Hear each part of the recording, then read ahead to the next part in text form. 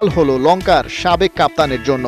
সাকিব আল হাসান আইনের মারপ্যাচ দেখিয়ে যে আবেদন করলেন আম্পায়ারের কাছে, সেই বিবেচনায় ম্যাথিউসকে আউট না দিয়েও উপায় ছিল না।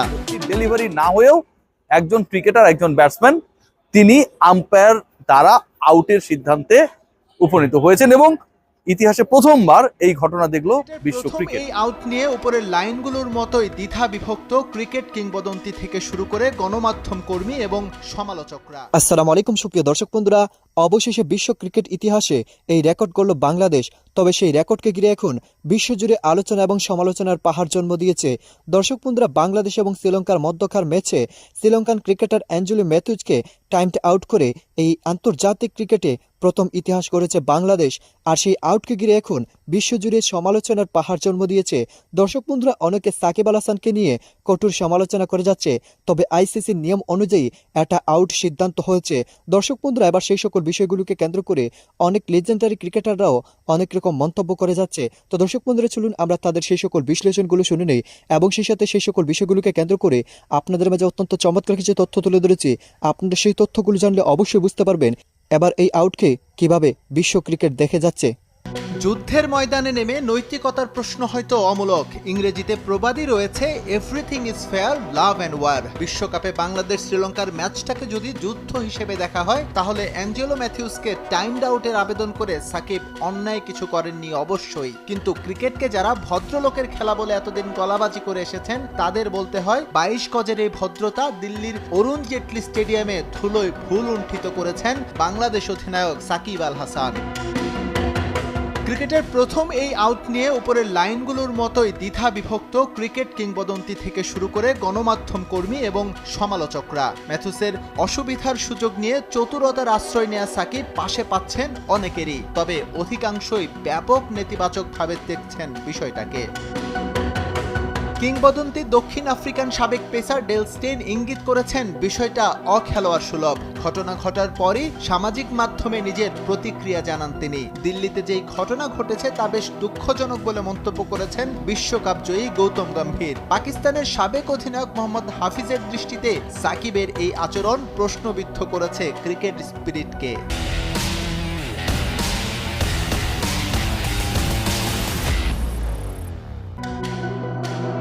সতীর্থের এমন আউট স্বাভাবিক চোখে দেখেননি সেঞ্চুরিয়ান চারিথ আসালাঙ্কা। বিষয়টিকে হাস্যকর উল্লেখ করেছেন অজি ক্রিকেটার ওসমান খাজা। হেলমেট ইস্যুতে টাইমড আউট হওয়া ভালো চোখে দেখেননি সাবেক ইংলিশ অধিনায়ক মাইকেল ভন সহ আরও অনেক কিংবদন্তি। অবশ্য সাকিবের পক্ষে সাফাই গাওয়ার লোকও আছে কিছু। এই তালিকায় কিংবদন্তি ক্রিকেটারের সংখ্যা কম থাকলেও কিছু গণমাধ্যম কর্মী এই অখেলোয়াড় সুলভ আচরণে দোষের কিছু দেখেননি। এমনকি লঙ্কান সাংবাদিক রেক্স ক্লেমেন্টিনো পক্ষ নিয়েছেন বাংলাদেশ অধিনায়কের। নিয়ম না জেনে শ্রীলঙ্কান ক্রিকেটারদের বৃথা আস্ফালনকে তিনি উল্লেখ করেছেন শিশু সুলভ আচরণ হিসেবে।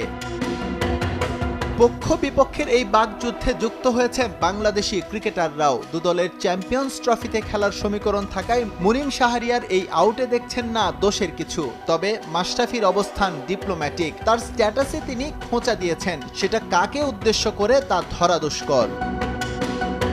টাইমড আউট নিয়ে এমসিসির এই নিয়ম সম্পর্কে হয়তো ভালোই অবগত সাকিব, কারণ বাংলার অধিনায়ক মেরিলিবন ক্রিকেটের সদস্যপদ পেয়েছিলেন 2017 সালে। যদিও ফিক্সিংয়ে নিজের নাম জড়িয়ে যাওয়ায় 2 বছর পরই নিজেই এমসিসি থেকে সরে গিয়েছিলেন সাকিব। তবে এই বিষয় নিয়ে সমালোচনা হলেও ফোর্থ আম্পায়ার বলছেন হেলমেট ইস্যু তৈরি হওয়ার আগেই মাঠে নামতে 2 মিনিটের বেশি দেরি করেছিলেন ম্যাথিউস। ইতিহাস রচনা করলো বাংলাদেশ। দিল্লির অরুণ জেটলি স্টেডিয়ামে প্রথমবার টাইমড আউট হলেন একজন ক্রিকেটার। বাংলাদেশের বোলিং ইনিংসে 25তম ওভারে যা ঘটেছে সেটা আসলে মনে থাকবে অনেকের অনেক দিন। তবে অ্যাঞ্জেলো ম্যাথিউস এবং তার যে পরবর্তী প্রজন্ম তারা আসলে কখনো ভুলবে না। 25তম ওভারে সাকিব আল হাসান যখন আঘাত হানলেন, তার পরবর্তীতে অ্যাঞ্জেলো ম্যাথিউস ব্যাট করতে আসেন, আপনারা সবাই দেখেছেন টেলিভিশনে। এবং ব্যাট করতে আসার পরবর্তীতে তিনি কিছু একটা প্রবলেম ফেস করছিলেন এবং সেই প্রবলেমটা হচ্ছে যে তার হেলমেটে কোনো একটা সমস্যা হচ্ছিল। যতটুকু আমরা বুঝতে পেরেছি, যতটুকু ক্রিক ইনফোর যে কমেন্ট্রি রয়েছে সেটা পরে আমরা জানতে পেরেছি। অ্যান্ড দ্যাটস ওয়াই তিনি আসলে নেক্সট বল ফেস করার ক্ষেত্রে সময় নিচ্ছিলেন। এই সময় ক্ষেপণের জন্য শেষ পর্যন্ত পরবর্তী ডেলিভারি না হয়েও একজন ক্রিকেটার, একজন ব্যাটসম্যান তিনি আম্পায়ার দ্বারা আউটের সিদ্ধান্তে উপনীত হয়েছেন এবং ইতিহাসে প্রথমবার এই ঘটনা দেখলো বিশ্ব ক্রিকেট। এখন প্রশ্নটা হচ্ছে যে ম্যাথিউস যখন ব্যাট করতে আসলেন, ব্যাট করতে আসার পরবর্তীতে তিনি আসলে কত মিনিট পর্যন্ত সময় ক্ষেপণ করতে পারতেন? একজন ক্রিকেটার তো আসার পর অনেক কিছু হয়, অনেকের জুতার ফিতা খুলে যায়, অনেকের চোখের মধ্যে পোকা পড়ে, অনেকে হেলমেট ঠিকঠাক করেন, প্যাড অনেক সময় টাইট থাকে না, সেটাকে ঠিকঠাক করে। আমরা এরকম দেখেন প্রতিপক্ষ যারা থাকে, বোলিং ইনিংসে যারা থাকে, কিংবা হচ্ছে অপর প্রান্তের ব্যাটার, তারা কিন্তু আসলে সহযোগিতার হাতটা বাড়িয়ে দেয়। সো অ্যাঞ্জেলো ম্যাথিউস যখন নেমেছিলেন এবং নামার পরবর্তী সময় তিনি যে সময় ক্ষেপণ করেছেন সেটা হচ্ছে 2 মিনিট প্লাস। 2 মিনিট প্লাস, আমি আবারও বলছি। এবং এই যে 2 মিনিট প্লাস যে সময়টা তিনি আসলে অতিবাহিত করেছেন, এটাই টাইমড আউট হওয়ার ক্ষেত্রে, তাকে আউট ঘোষণা করার ক্ষেত্রে, তাকে ড্রেসিং রুমে ফেরানোর ক্ষেত্রে আম্পায়ারদের জন্য যথেষ্ট ছিল এবং প্রতিপক্ষ দলের সেই অ্যাপিলটা যথাযথভাবে প্লেস করার জন্য যথেষ্ট ছিল। বাংলাদেশ দল এর আগে একটা দারুণ ঘটনার জন্ম দিয়েছিল। Liton Kumar Das, that time he was captain in the side, নিউজিল্যান্ডের বিপক্ষে বাংলাদেশ খেলেছিল এবং সেই ম্যাচে আমরা খেয়াল করেছিলাম যে তানজিম সাকিব সম্ভবত, আমার যতটুকু মনে পড়ে, আমি ভুলও বলতে পারি, এই মুহূর্তে আসলে ওভাবে মনে পড়ছে না, যে তিনি আসলে মান কাটিং করেছিলেন। বাট শেষ পর্যন্ত আসলে লিটন কুমার দাস সেই ব্যাটারকে ফিরিয়েছিলেন এবং ফেরানোর পর তিনি আবারও ব্যাট করেছিলেন, লিটনকে জড়িয়ে ধরেছিলেন, আমরা দেখেছিলাম সেই সিনারিওটা। কিন্তু দিস টাইম আসলে বাংলাদেশ অনেক অনেক সিরিয়াস, কারণ এমন একটা সিচুয়েশনে দলটা রয়েছে, অ্যাঞ্জেলো ম্যাথিউস যদি এসে থিতু হয়ে যান এবং সেটা যদি পরবর্তীতে বাংলাদেশের বিপক্ষে একটা বড় স্কোর করতে শ্রীলঙ্কাকে সহযোগিতা করে, এটা আসলে কেউ চায়নি। টানা 6টা ম্যাচ পরাজয়ের পর দলের অবস্থা, মোরালিটি আসলে কতটুকু পাল্টে যেতে পারে, সেটা কিন্তু আমরা এই অ্যাঞ্জেলো ম্যাথিউসের আউট থেকে বুঝতে পেরেছি। Brother, I am in the screen, can you help me? I am in the screen, so thank you so much. অনেক সময় এরকমটা হয় যে আসলে অনেকে আশপাশ থেকে এসে উকি ঝুঁকি মারে, বাংলাদেশে এটা হয় না, তবে এখানে এসে এটা ফেস করছি। তো অ্যাঞ্জেলো ম্যাথিউসের যে ঘটনাটা ঘটেছে সেটা হচ্ছে তিনি 2 মিনিটের অতিরিক্ত সময় অতিবাহিত করেছেন। কনফিউশন যে কারণে হয়েছে, কনফিউশনটা হয়েছে আসলে নিয়মটা কি 2 মিনিট নাকি 3 মিনিট। 2022-এর সেপ্টেম্বরে যখন লাস্ট টি-20 ওয়ার্ল্ড কাপটা খেলা হলো এবং সেই টি-20 ওয়ার্ল্ড কাপে ভেন্যু ছিল অস্ট্রেলিয়ায়, তখন আইসিসির যে প্লেইং কন্ডিশন সেটা পরিবর্তন করা হয়। প্রিভিয়াসলি 2022-এর সেপ্টেম্বরে আগ পর্যন্ত, প্রিভিয়াসলি গেল টি-20 বিশ্বকাপ যেটা অস্ট্রেলিয়া হয়েছে আমি বলছিলাম, সেটার আগ পর্যন্ত টাইমড আউটের নিয়মটা ছিল হচ্ছে 3 মিনিটস।